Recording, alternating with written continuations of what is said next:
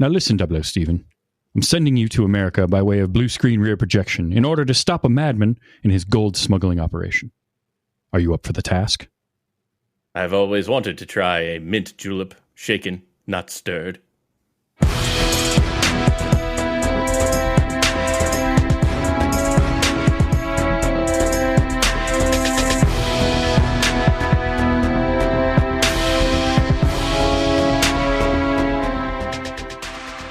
That's right, it is 24 FPS presents The Good, The Bad, The Bond.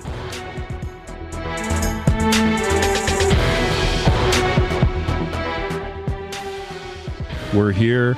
We've done the bad Sean Connery, the lowest rated Sean Connery film, Diamonds Are Forever. Now we're going to do the highest rated of the Sean Connery era of James Bond. We're talking about the OG, the granddaddy of them all, Goldfinger. The goat finger, you might say.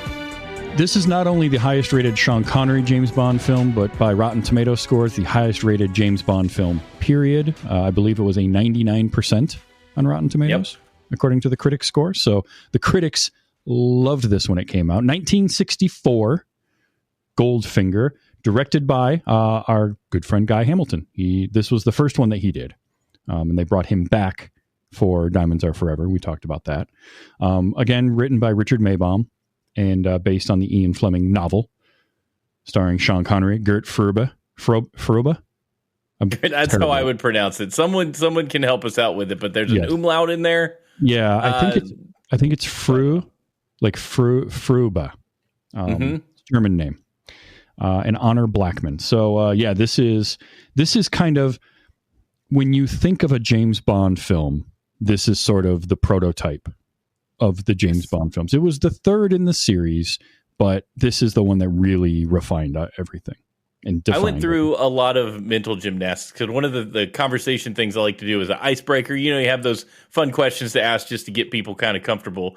And Ashley, my co-host on the podcast, formerly known as Horseshoes and Hand Grenades, talked to me about what if someone didn't know anything about James Bond at all, like had no context, what movie would you use to introduce them to James Bond?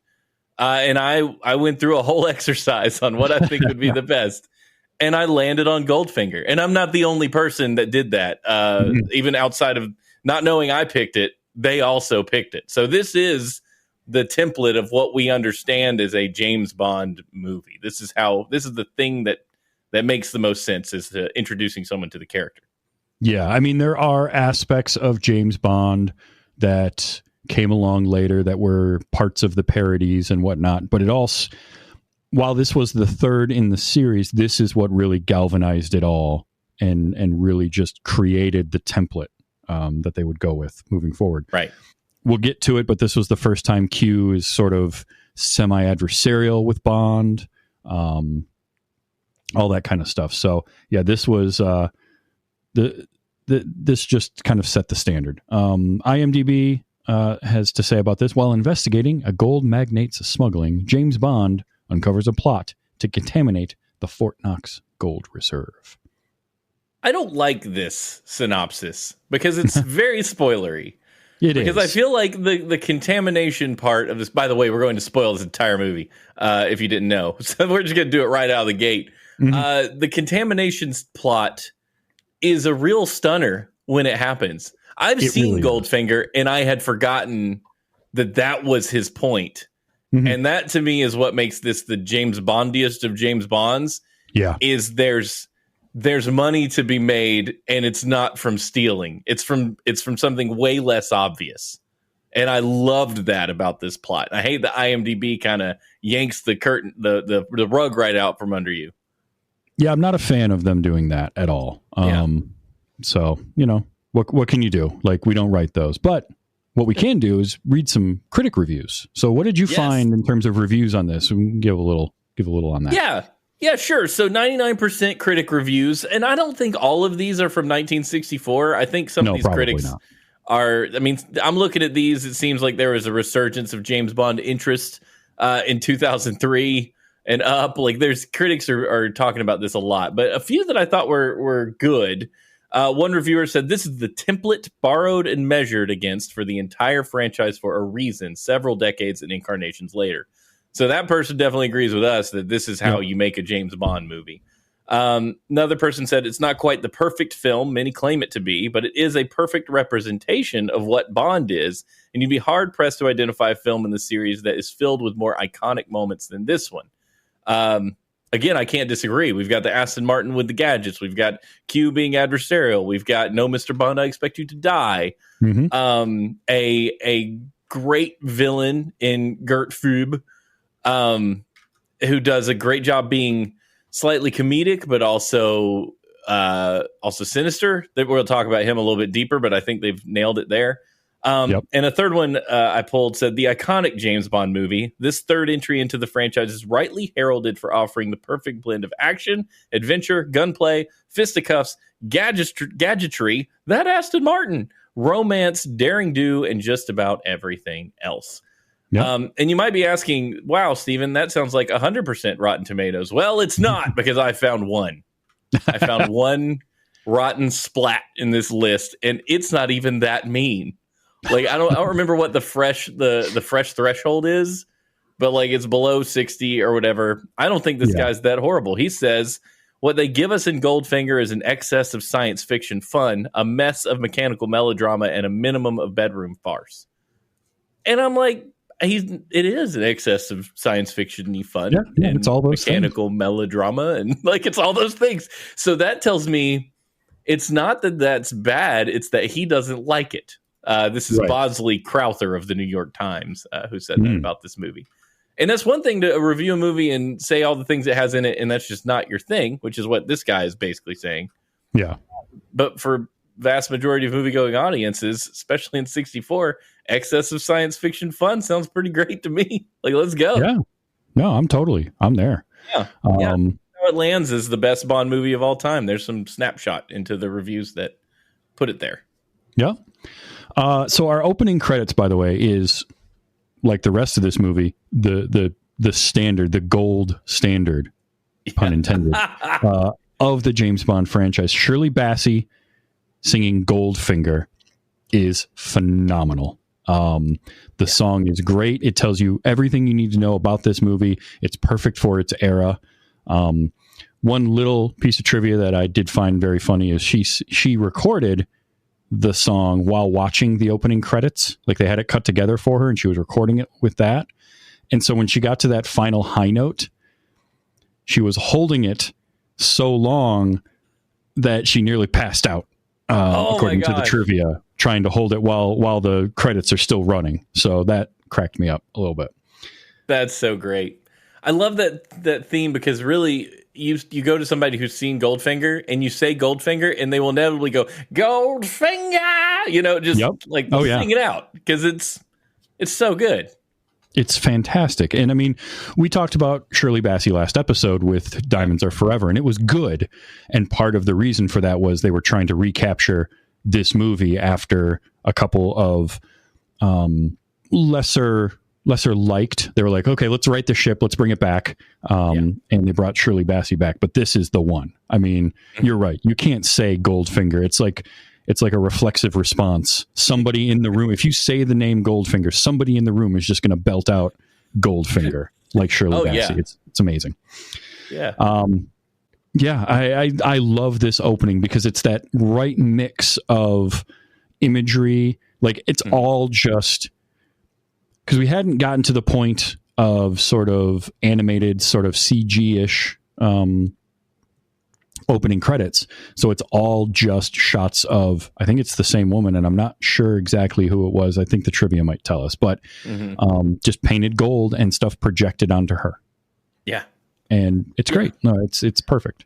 The projections were a choice because it does, and this was a trope we talk about on Those Were the Days a lot on our other show, is there's a time in movies and TV where you basically played out clips of the show you were about to watch while the intro to the show is going. So they project parts of Goldfinger and action sequences and events that are going to happen on the gold women while the intro is going. So you don't really know what you're looking at because it is warped where it's being projected onto a person. But at the same time, there's car chases. And I'm wondering, what's your take on it? Did you feel that was spoilery to do? Like, if we were to do that today, well, what would be the reaction? It didn't bother me, and it doesn't bother me because it is done today. If you've seen any Mission Impossible film, they do that in every Mission Impossible film as well. They always give you little clips and snippets of what's going to happen in the movie. And I don't mind that because in this kind of spy movie, you're not like it just doesn't matter. I want a good opening sequence, and the sequences, like later on down the line, a lot of it was implied thematically in the opening credits. So it wasn't just footage of it, but you were still going to get like bits and pieces of what the plot was going to be in your opening credits. Here, they just, because it was either hand draw it, Saul Bass style, or do this. I like this. This fits. Yeah, it's absolutely lacking any context. So even if you do watch it, you have no idea what's happening. Exactly. And I think mysteries and stuff like Mission Impossible does get away with it because the plot is just buried in the movie itself. Like, you're not going to figure out, aha, that's what's happening. No, you don't know why James Bond's even driving. You're going to find out. Right. Speaking of James Bond. Yes. Who are you? Bond. James Bond. Yes. Sean Connery. The man, the Bond. He this was his third go round of 6. Yeah, but the sixth one doesn't count. No, because it was Dr. No, From Russia with Love, this, Thunderball, You Only Live Twice, Diamonds Are Forever. 6 official. Oh, okay. 6. Okay. This was his third. And for me, I think it's his best turn as Bond. I think it's the right mix of everything. He's got the swagger, he's got the look, he's got the charm, and he's having fun here. We both agreed that he was having fun in Diamonds Are Forever, and he enjoyed that, partially because he was gambling in Vegas the whole time. It's funny because that movie has that. This movie is apparently where he got his love for golf, according to trivia. I'm not sure how much I believe that, only because he is Scottish.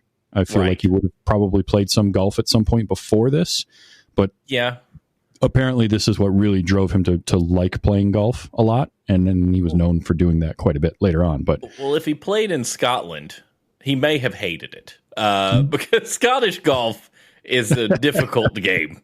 Over here, if he's playing golf in Kentucky, we mow the grass. Like over there, there's the really rough and the rough. Right. That's true. Over here, it's like, no, the rough is still, you could still hit from it. You're fine. Yeah. He did injure himself making this movie in his fight sequence with Odd Job, we'll talk about, but he apparently like roughed up his back or something at one point, which kind of makes sense. He spent most of that fight being thrown into walls. Yes, he did.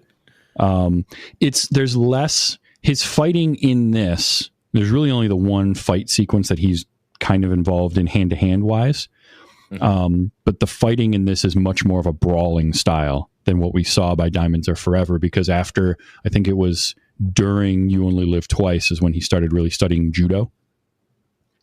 Oh, okay. Or jiu-jitsu, one of the two.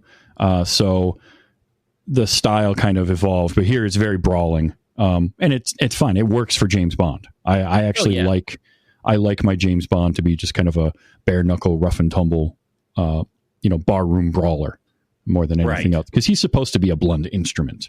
Like there should be some fighting ability in there, but it's more or less like, I'm just going to do whatever I have to beat you. Absolutely. And if you're 6'2" and Sean Connery, you can get away with that. So. He was perfect once again, bringing us the classic Bond that we know and love, and no one can quite pull off a blue jumper like he can. And those shorts, the short blue jumper. I'm like, boy, that's a choice. Yeah, it is. All right. And he has some good one-liners in here too. James Bond is always known for his quips. That's a big thing. And I mean, right down to like the cold open has some very rough lines, like what was it, heroin flavored bananas? Yes. At one point. Yeah, That got me. Or when he comes swimming up with the fake duck on his head. I love that. That was so good. It was so cheesy, Mm-hmm. but it was fine. It was fine. I love this whole trope of scuba diver with the suit on underneath, and it's totally perfect when they get out of the water. Like, that was so cool.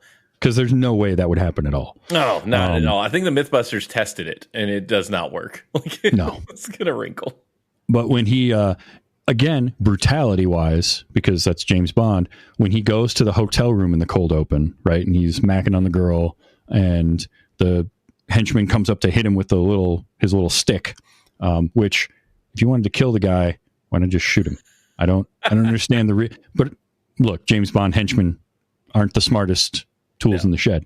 And I absolutely love him seeing in her eye reflection, because there's no way that would work. But it was cool. It's perfect. But he has that fight sequence, right? And then he throws the guy in the tub, and he throws the fan into the tub and electrocutes the dude. Dude, that was awesome. That's such a rough way to go. And it wouldn't be a James Bond movie if he didn't do that and then say, shocking. Because come on. So good. So perfect. I'd forgotten how much James Bond gets snuck up on and knocked out in these early movies. Like, he is always getting snuck up on, knocked out, and trapped in some way, and he has to get out of it. And that happened probably 3 or 4 times this time. He is basically a captive to the villain for a good 2/3 of this movie. Listen, he's a secret agent who goes around telling everybody that he's a secret agent and what his name is. So exactly, everybody knows who he is. Yeah, we learned that Dimes of Forever. Like, you just killed James Bond. Like, you shouldn't know who James Bond is, but you do, because he runs his mouth all day. Mm-hmm. It's the joke. It's why, like, casting Matt Damon as Jason Bourne, some people were like, that doesn't work, because the whole point of Jason Bourne was he looked like just anybody. He was very nondescript, and he doesn't look like Matt Damon. And that's what makes James Bond so great, is like, he's supposed to be a secret agent, and yet you have 6'2" Mr. Olympia Sean Connery playing him, who stands out in any room. It's the whole trope of, like, why would you make your murder bot in the Terminator look like a 6-foot tall Austrian oak if he's supposed to blend in? Like, now I do have a problem with the Matt Damon one, because if Matt Damon wasn't Matt Damon, he would just be some guy. I mean, fair, but he's a handsome guy, but he's still just some handsome guy. But I do follow with the 6'2" Sean Connery or the Austrian oak. Yes, that is Arnold. Like, I get that. There's a way to be more inconspicuous than casting a guy that's half a foot taller than most people. Yes, and half foot wider. Yeah. A couple other good quips in this, because there was not a ton, but as far as Bond goes, we had shocking, and then, of course, the end of the movie when he's there with Miss Galore, and the helicopters or the planes or whatever are going overhead, and she's trying to signal him, and it's just, this is no time to be rescued. Oh, James. Yes. Oh, James. Oh, that was good. And I really like this one. He's quite mad, That was basically all it took to convince her to turn sides. Was just saying he's quite mad, Like, that was basically that, and then a roll in the hay. Literal roll in the hay. Roll in the hay. They knew what they were doing. Yeah, dude's crazy. Oh, really? I guess I shouldn't work for him anymore. I don't know if that's how that works. Dude's paying good. But we'll see. You already have, you're morally ambiguous. Might as well go for it. That's true. Speaking of the dude that done be paying well. Do you expect me to talk? No, Mr. Bond, I expect you to die. Man. Auric Goldfinger. Yes.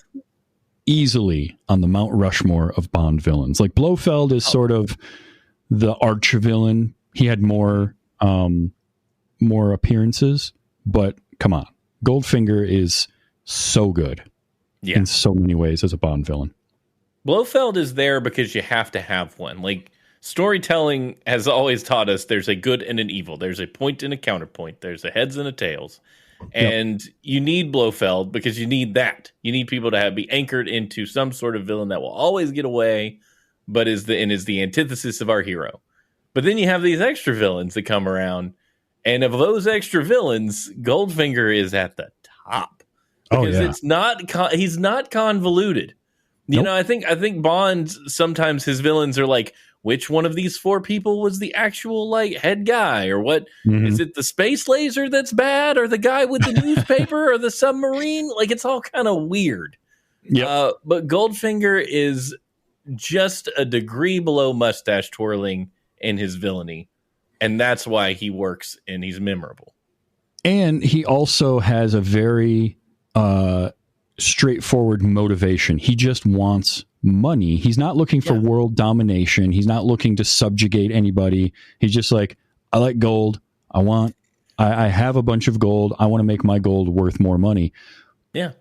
And to your point, when we talked about the synopsis and how it gave spoilers, his plan is really cool. Like, I really like this idea because it's sort of the Hans Gruber idea of like, Die Hard makes you think that Hans and his crew are terrorists, and no, they're just thieves. They're just there to steal money. Goldfinger is a thief.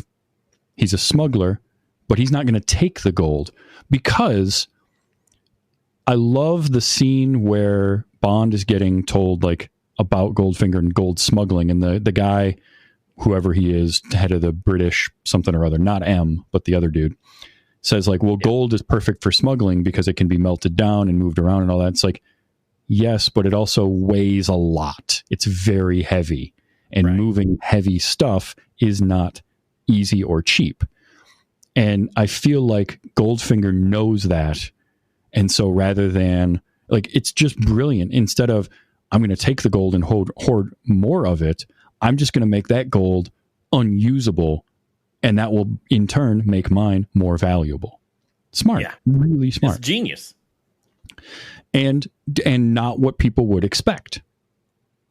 Oh, right. Yeah. Yeah, because you think Fort Knox, everybody, Bugs Bunny's wanted to steal gold from Fort Knox. Yeah. Like, everybody knows that's where the gold is, and that's the obvious idea. But, I mean, it would be impossible for him to get it out of there and out of the country without getting caught. So this is a genius plan. Oh, it's even does so a costume change to get away after the event, which would never work, but that's fine. No, not in a million years. His non-American accent alone would have given him away to all those soldiers. But either way, but I love like our introduction to him, where he's playing cards with that guy, just taking him to the cleaners. And I was watching a thing, and they were joking about like the obvious listening device he has. Sure, yeah. But the thing about it is, it works in context because he's using it as a hearing aid. So the guy he's playing cards with doesn't know it's a radio receiver. Like, old hearing aids were like that. That's what they were. Oh, that's what they looked like. That makes a lot more sense, because I was not feeling sorry for the guy he was cheating, because I was like, if you're going to play cards with a dude with an earpiece, you deserve what's coming to you. Yeah, because at one point, stupid. Yeah, it's even at one point where the guy says, let's play for, whatever it was, $5 a point or something. And he pulls it out of his pocket. He pulls the little thing out of his pocket and makes like he's turning it up. Like, wait, can you say that again? Because I didn't hear you. So it's not explicitly said. But again, as a film watcher, I appreciate a movie that does that. Now, today, it's a little tough because we're 60 years on, and the way hearing aids are, it's very different. But that was how they would have been back then. So that worked for me. Okay. Well, with that context, that makes sense. And I love, like, that's our introduction to him. And then Bond, of course, causes all sorts of problems. We have the whole deal with Jill. And yet when Bond shows up at the golf club later, he's just like, sure, we'll play golf. Like, I'll play. And that's, Goldfinger knows he's playing along, because he knows who Bond is already. Because after the game, he even says, like, this is the second time our paths have crossed. I would have thought you'd have learned after the first. Like, yeah, probably should have. But also, that gold bar that they give Bond, the Nazi stamped gold bar. Yes. I did the math on that, because they say it's worth 5,000 pounds. Right. $150,000 to $160,000 in today's money. Oh my goodness. That apparently he was just carrying in his pocket, because he had it on hand to throw down on the ground, which is great. Like, no, you would have been limping to one that's side. inflation plus value of gold. So that was just inflation. I didn't even think about just inflation. Oh, just by inflation. No idea what the value. Yeah, it took. Oh, dang it! I'll have to look this up for later. But I learned earlier this week that it was a certain amount of money to buy a house with gold in the 60s, and the houses are more expensive. Oh, here we go. Did you know that the average house in 1970 cost 650 ounces of gold, but the average house today only costs 180 ounces of gold? Wow. So if that tells you anything, the inflation to gold value ratio is wild. Which does make me wonder just how much that would have been. But even just for inflation, $150,000 worth of gold on the low end is nuts. Unbelievable. How boy, they put a lot of trust in James to give him that. No kidding, because that dude would gamble that away in 3 seconds if he thought it could get him closer to the goal. Yep. One thing I love about this villain, I was reading this in the trivia, and it actually shocked me today while I was reading it.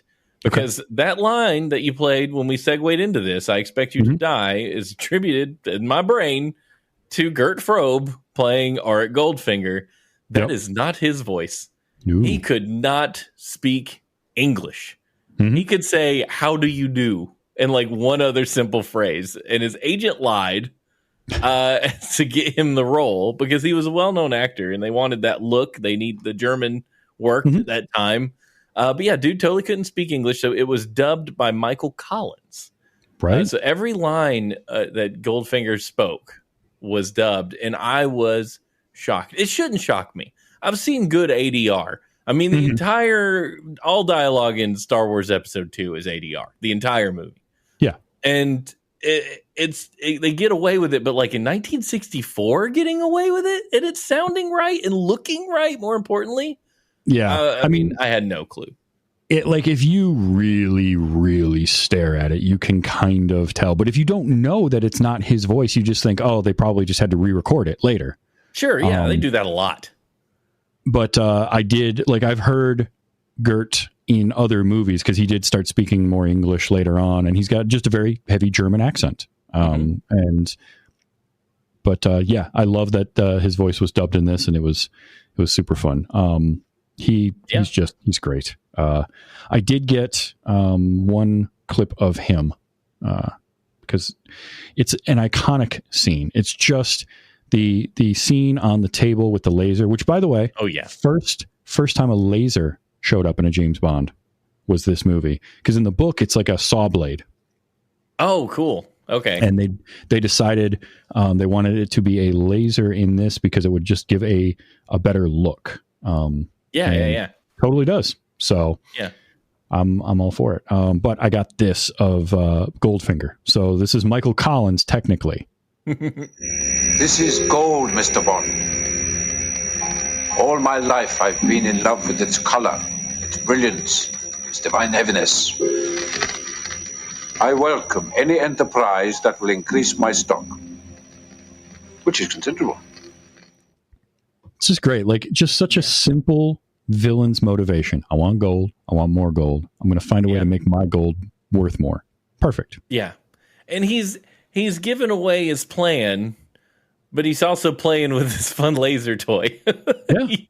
He's telling Bond because he wants Bond to die. And I do think this probably, using the laser probably did have a technical reason, in that a saw blade would be very loud. It would be hard to be convincing that these two people are having a conversation over a very loud saw blade. The laser, you could put in that light whistle or hum, and you believe it, because we don't know what lasers sound like. It's 1964. Did they make noise? I don't know. Like, no one knows. No, they don't make noise, but the machine that does it needs to be cooled, and cooling fans and pumps and whatnot make noise. Yes. But yeah, it's neat, great. I love the gold speech. Love it. It's very well done. The gold speech. Love Goldfinger. Just I mean, iconic James Bond villain. Does all the James Bond villain tropes. Gives away his whole plan to all his henchmen in a room, and then kills all the henchmen. The henchmen were just wonderful. And he's got like the over-designed, over-elaborate everything, right? He's got a pool table that then whips around and spins around, so it's his control stuff, and he's got to like close blinds and turn lights on to have the big map that he can point to, but then pull a 3D map out of the ground or out of the floor right after that. That's just the same map to point at the same thing. But we needed something for James to be able to surreptitiously watch and get the whole plan out of. Like, it's just, it's great. Every bit of it. And I do, part of me wants to see the version of Diamonds Are Forever that they initially wanted to do with his twin brother. Yeah. And just bring Gert back and have him be, Goldfinger's twin brother who's obsessed with diamonds. I think would have been awesome.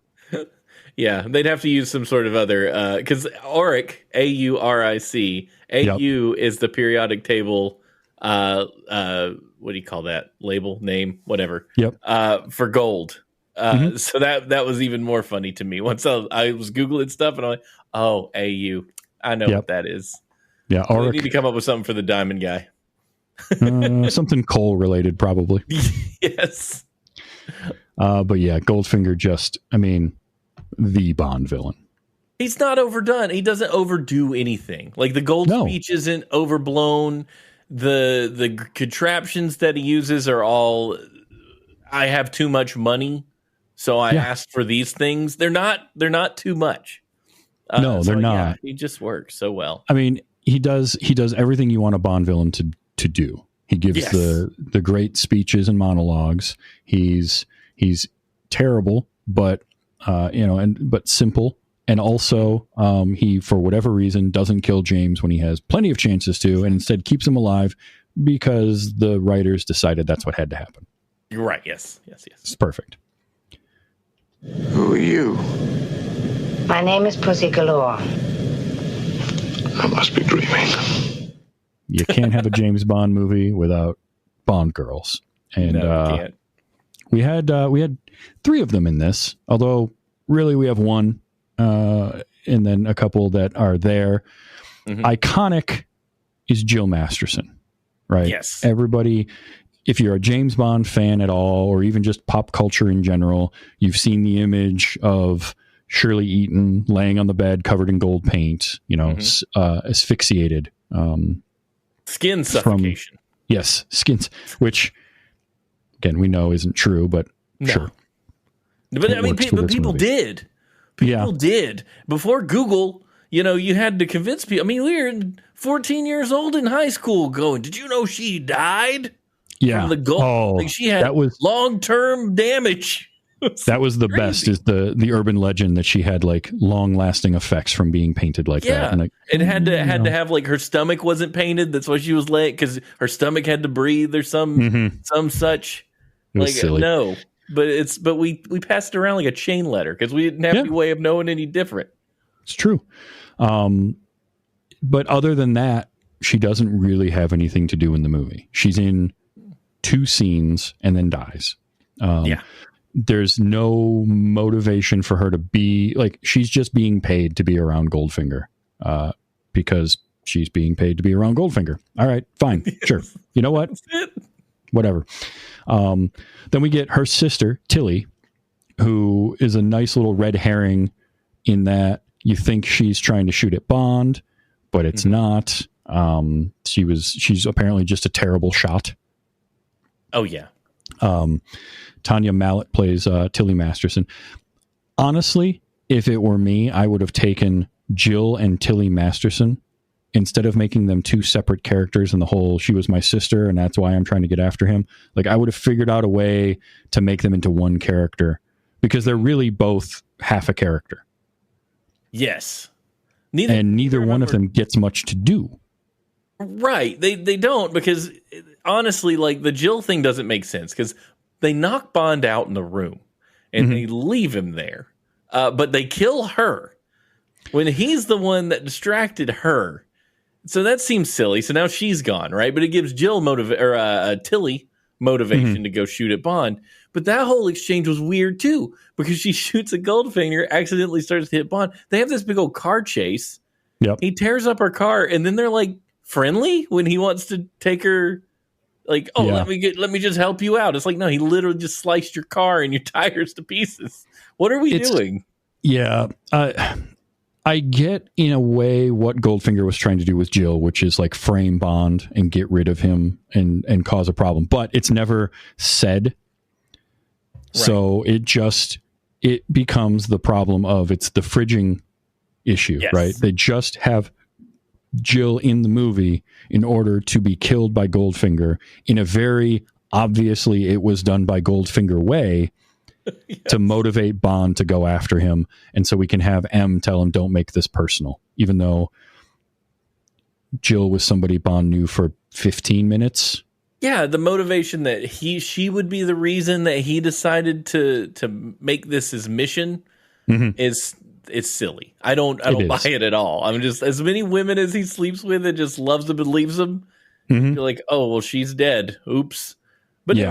maybe there's he does have an ounce of guilt in that if he hadn't stuck around and, made such a big deal about how he's screwing Goldfinger from the hotel room in multiple ways, maybe she wouldn't be dead, Possibly. I think there's a way you can combine Jill and Tilly into one character and stretch, because Tilly shows up. We have one scene of her potentially shooting at Bond, but it's actually trying to hit Goldfinger, the car chase. And then she shows up again to try and shoot him. Bond tries to stop her, which trips the wire. So that's James's fault for that. We get another car sequence, and then she just gets killed by Oddjob because she's definitely dead. She took the hat to the neck and only We've managed seen what that hat can do. Right. So, she shows up just to get killed again. Like, there's better ways to do that. Unfortunately, this is an era where some of these side characters, especially the women in these movies, were not written very well. They're just there as props, and it's a bummer. The franchise does get, I think, better at that as we go along. It certainly does, but it is what it is. Okay. One thing, watching it this time, something that I noticed, my brain focused on it. I need you to understand this with me. Okay. I'm going to play you a small bit from the scene where Bond comes in and finds Jill. All right. Okay. All right. Let's go.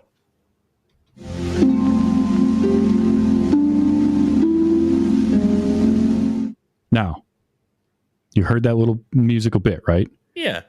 Did that remind you of anything you might have heard?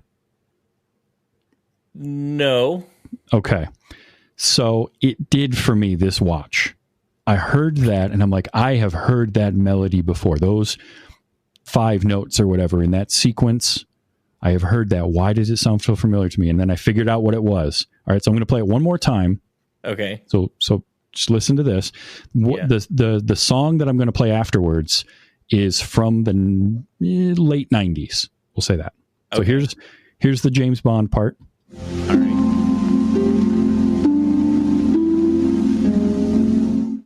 Okay.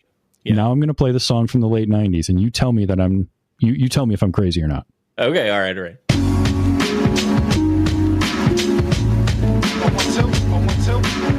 That is the same. It's the same melody. Notes. Yes. Yep. Sneaker Pimps, 6 Underground. Oh my gosh, Travis. That's incredible. That is incredible.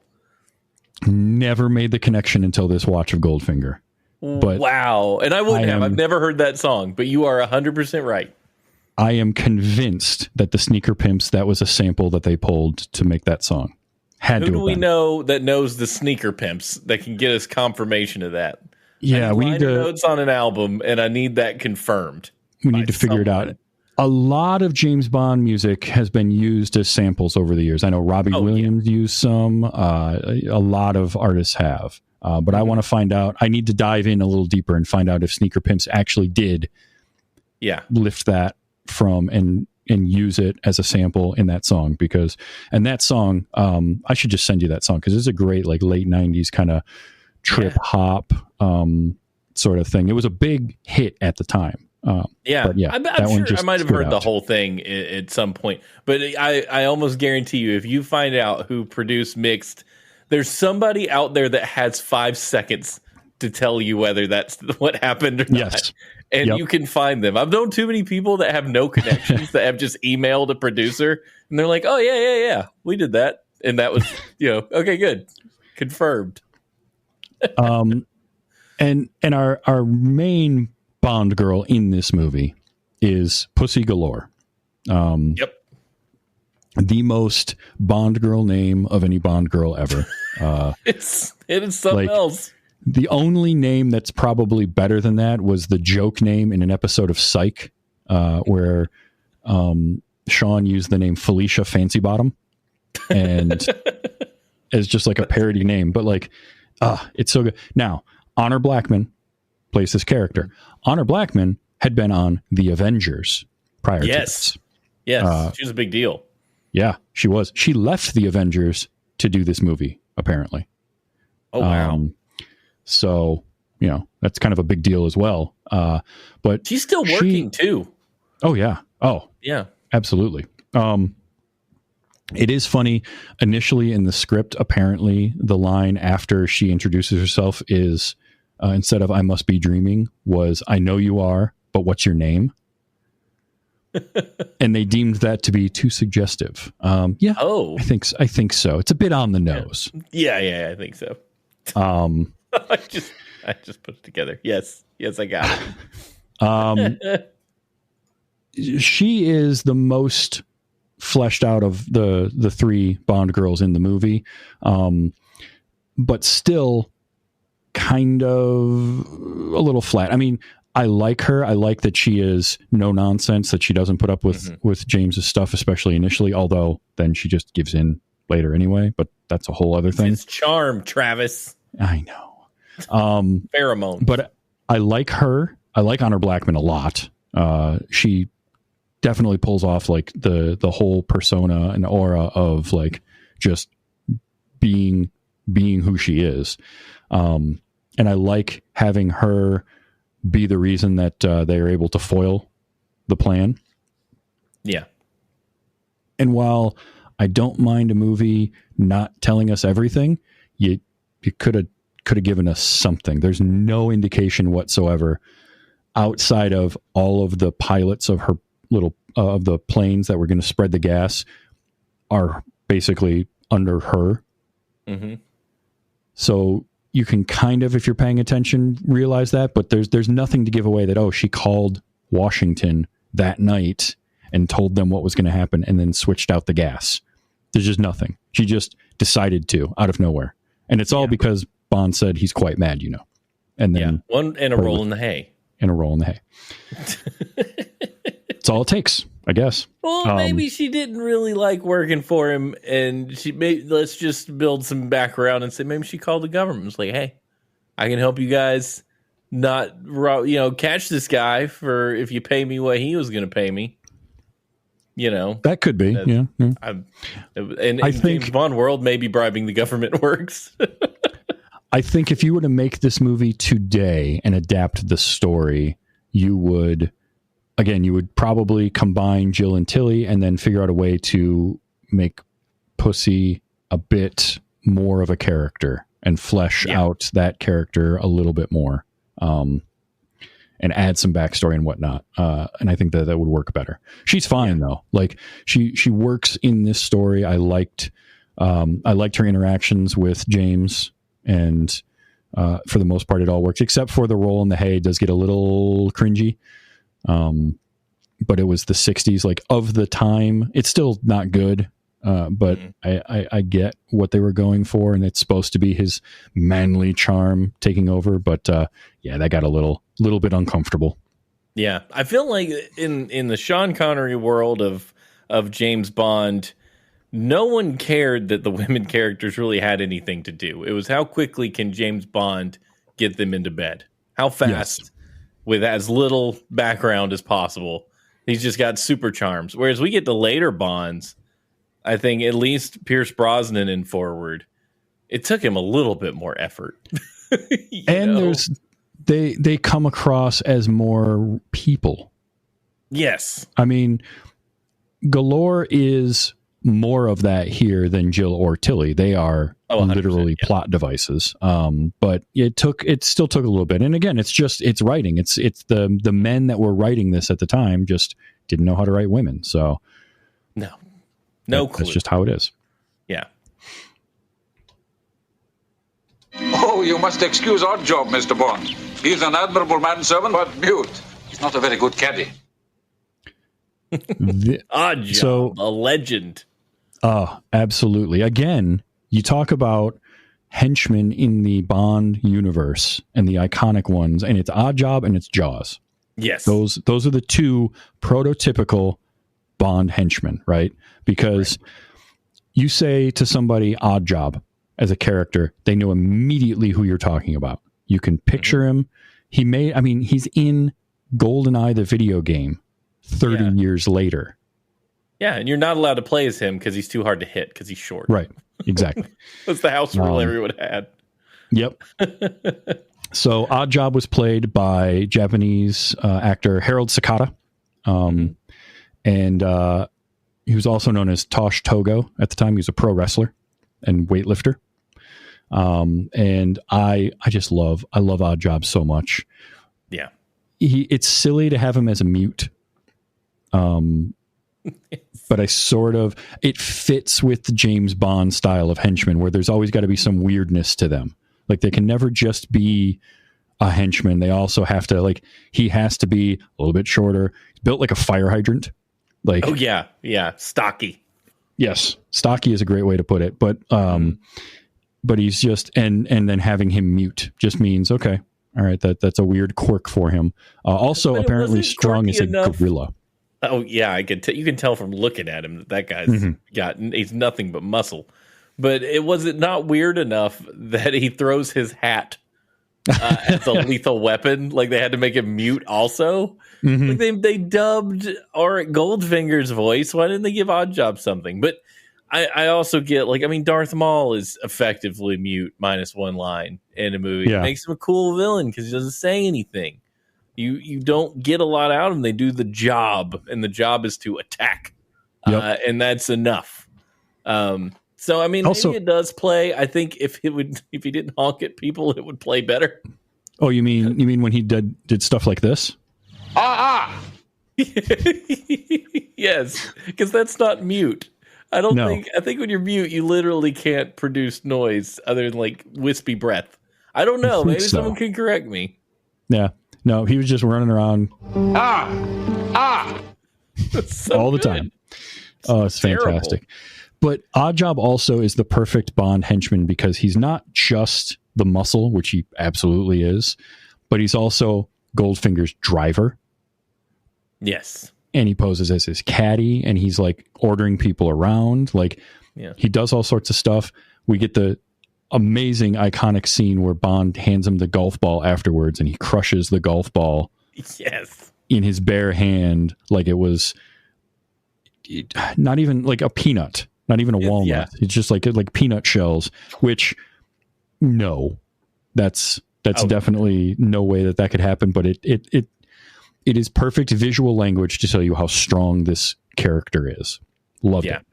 Yeah, I love that you were explaining all the things he does, and I was just thinking you might say that he does odd jobs for Goldfinger. Oh, discovery made. That's where the name comes from.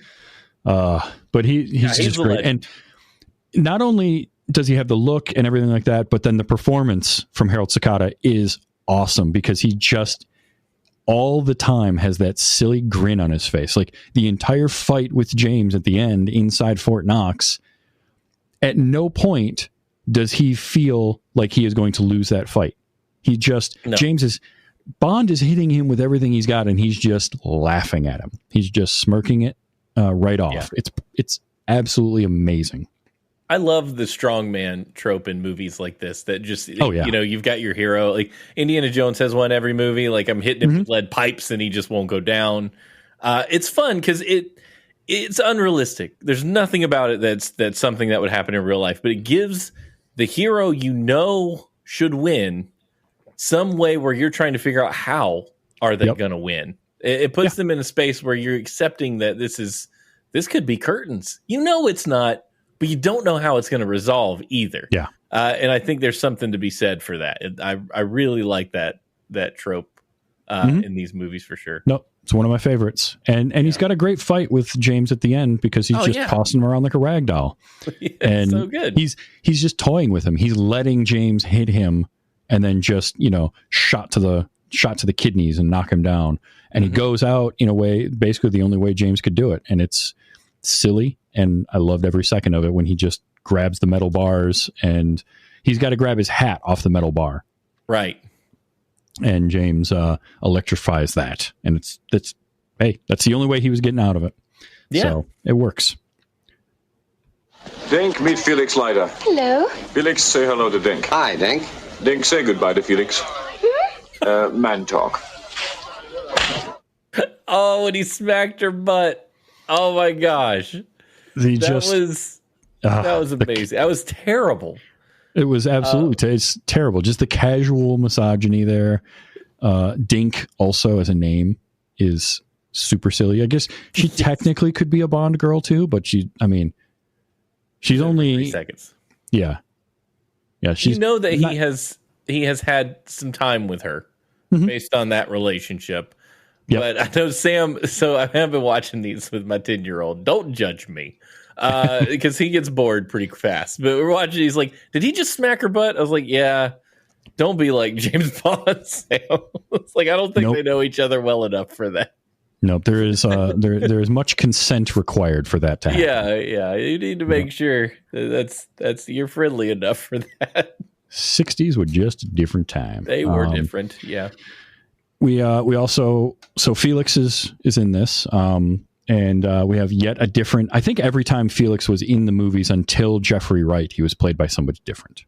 He was played by other dude in GoldenEye and another of the Pierce Brosnan movies. It was a repeat actor. I can't remember his name.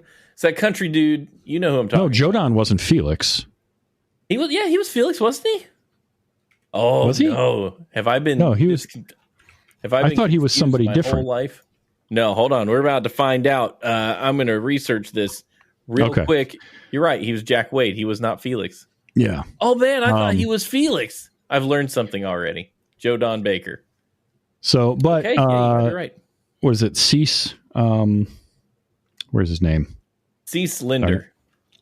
Cease Linder, which I saw the name and I'm like, I've never heard anybody shorten Cecil or Cecil to Cease or Cess. I guess it could be. I'm not sure how he pronounced it. I liked him. I thought he was fine. I liked him a little bit more than the Felix we had in Diamonds Are Forever. He felt more era appropriate and like kind of worked as the CIA guy. He's got a little more to do in this movie too. I think he's in it more. Yeah, he's part of the end. I mean, well, they're operating in the U.S. for the latter half of this movie. Yeah, so it makes sense that Felix would be more involved because he's got the connections and the government and all that. But it's funny because Diamonds Are Forever takes place all in Las Vegas, and Felix is only really there for a couple of scenes. Like he's there for getting the body in, and then he's there when they go to Circus. Yes. And that's basically it for Felix for the most part until they go to the house, and Felix is like, when Bond just tells him, wait here. So it's like Felix never has anything to do. At least in here, he's got a little something to do. I forget sometimes how much Felix Leiter is in these movies. Yeah, the older ones. Yeah, because I just went through real quick just to see if I was crazy, and I was. There was no Felix Leiter during the Pierce Brosnan era of James Bond. He wasn't in the movies at all. No. Yeah. He I think it was at the end of Roger Moore. I don't know if he's in any of the two Brosnan movies or not. I guess we'll find out when we get there. Yeah, we'll find out. But Jeffrey Wright, it's hard to top as Felix Leiter to me. But yeah, I mean, he was fine. The Felix in this one was fine. He didn't do anything crazy. He did his job. No, I liked it. I bought the chemistry between Felix and James. Yeah, they felt chummy.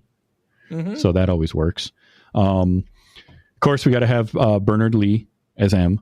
Mm-hmm. He was M for the first dozen or so movies, I think. Yeah. He was around for a good while as M, and he's great. I do like him in this a little bit more than Diamonds Are Forever because he's a little more gruff and a little more stern here. Like he's not putting up with James's bull. Like Bond, he is tired of Bond. but Bond is good, so he puts up with it. Yeah, I like that, and that's an angle they use in many Bond movies of M deals with him because he is that good. Otherwise, they wouldn't. He would be benched, and he gets threatened to be benched many a times, and sometimes he is benched and does the job anyway. And I like this approach, the adversarial allies, where M is just like, oh my gosh, I got to deal with this guy again, but he's the best one. Moneypenny's always giving him crap. Q is tired of him the minute he walks in the door. It's kind of fun having that relationship between his bosses because he does get the job done. Yeah. Lois Maxwell's Moneypenny for her one scene, but it's great. She does the hat flip, takes his hat and throws it back on there. That's great. I love that. Their flirtation, and I love her her flirting, and then M coming over the speaker to be like, he's having dinner with me. I love Moneypenny so much as a character because it is the real relationship that James will not ruin. Yeah, like he's never going to get with Moneypenny ever, and on purpose. And I don't know why that is, but they flirt more than anybody. They flirt more than two people should be flirting at work, but it's never going to go anywhere. And that, and you're comfortable with it. And it makes Moneypenny special because of that relationship. I like it a lot. And it was real fun to see them playing around in that. Well, and it's funny because Moneypenny is immune to James's charms. Yes. Because... And the reason that is because she chooses to flirt with him, and she never rebuffs his flirting, and she flirts back.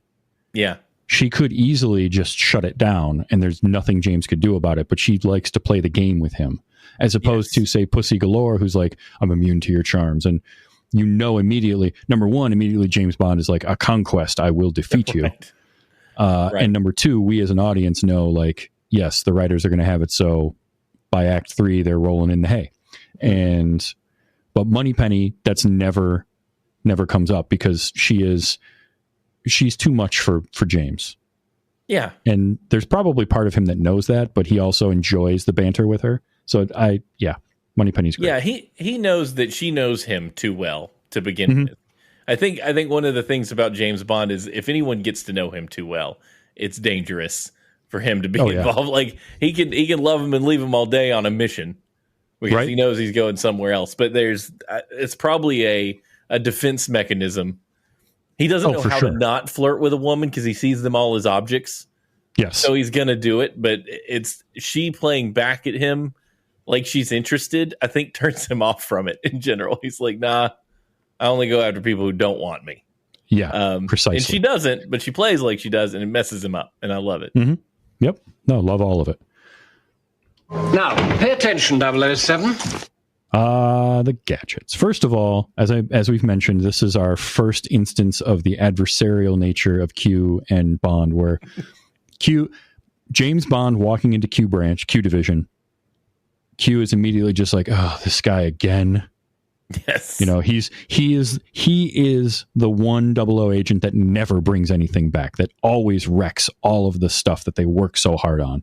And I just love it. Desmond Llewellyn is having fun, and he's perfect. And this is the first time we see the background gags, and they're great in this. I don't know what they're doing with that parking meter, but it's for whatever reason they're rigging a parking meter to shoot gas. All right, fine.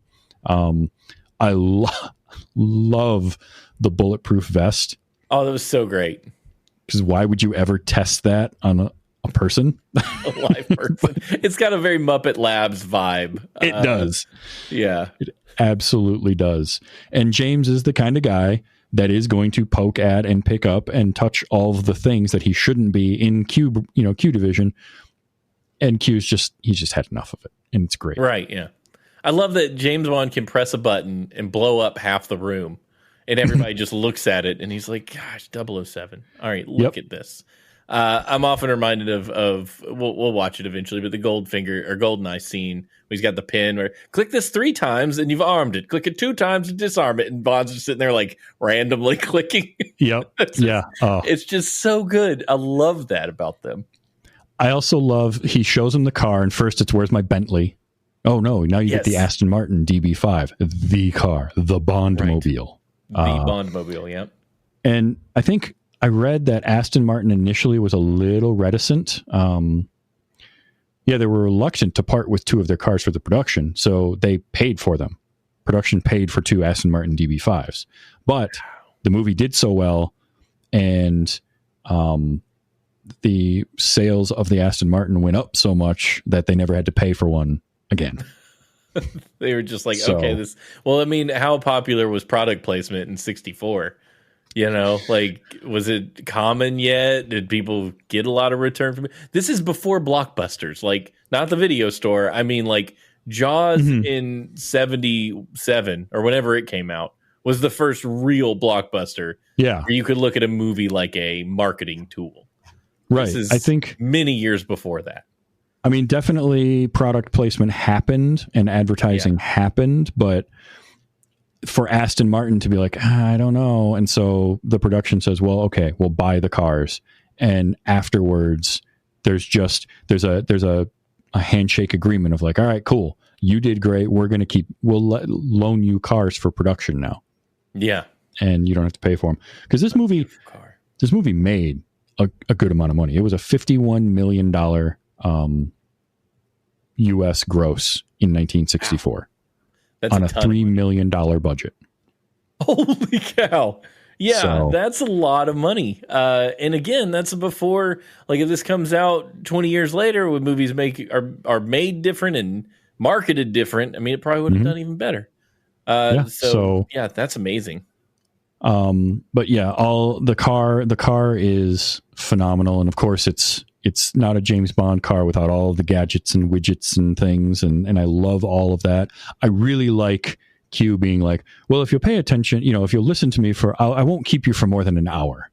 Right. And then he's going to tell him all this stuff, and like Bond rolling his eyes like, but he's going to listen to it. Yeah. I think this is the first time we had an ejector seat. There's a wonderful spy movie trope of the ejector seat. You gotta have an ejector seat.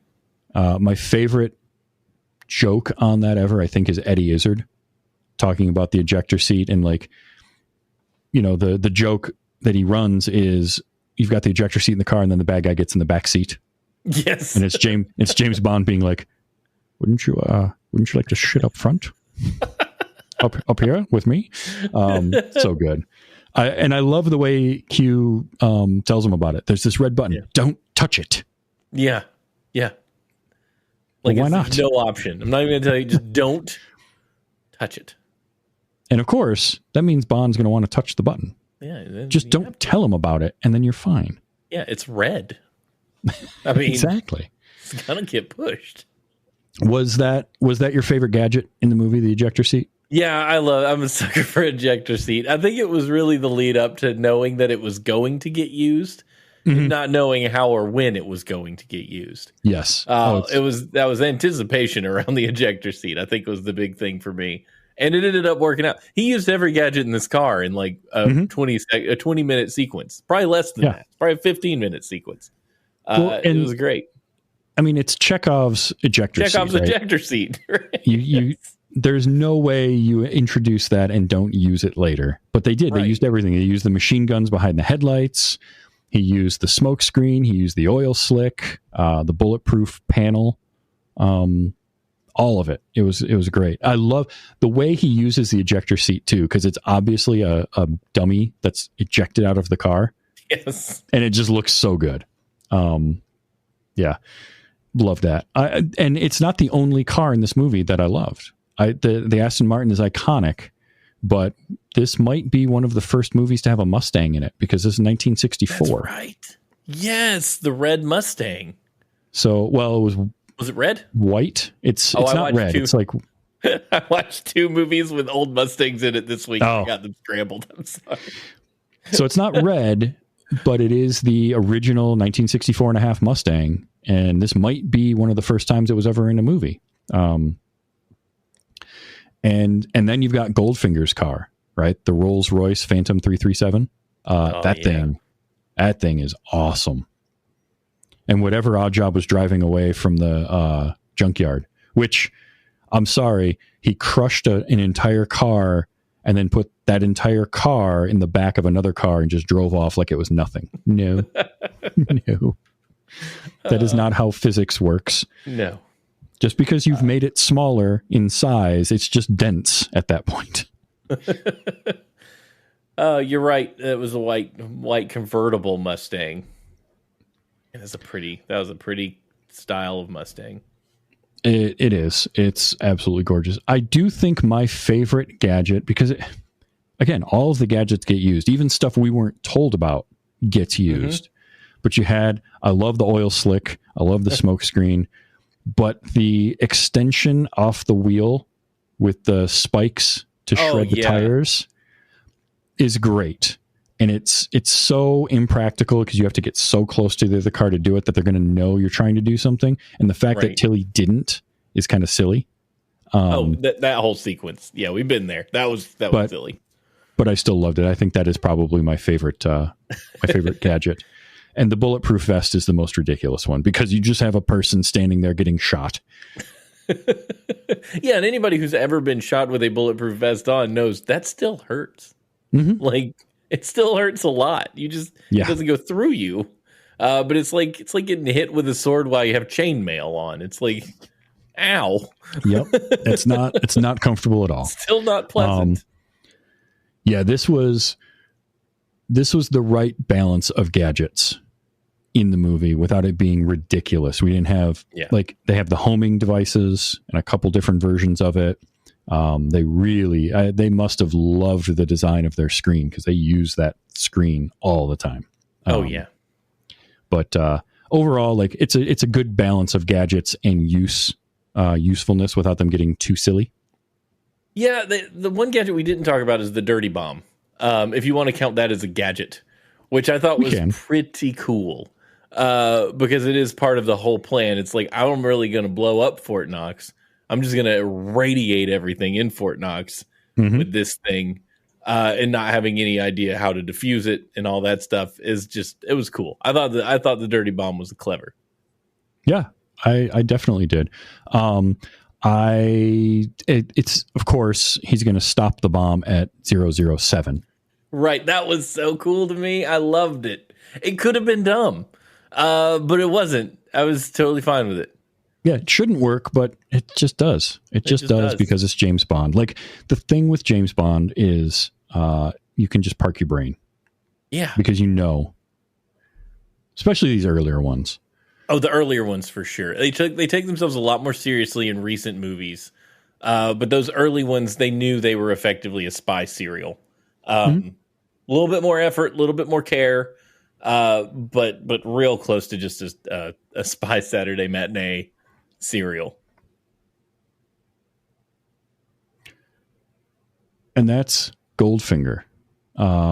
Top tier Bond movie, in my opinion. Like, there's a 100%. Reason that this is the most highly regarded of the Sean Connery films and one of the most highly regarded Bond films. Yeah, there's stuff that doesn't age particularly great. There's the comment from the one reviewer, it's not a perfect movie. Of course not. Like, there's definitely faults in it. But what I liked about it is it's my favorite Sean Connery performance. It's a great villain. It's a great henchman.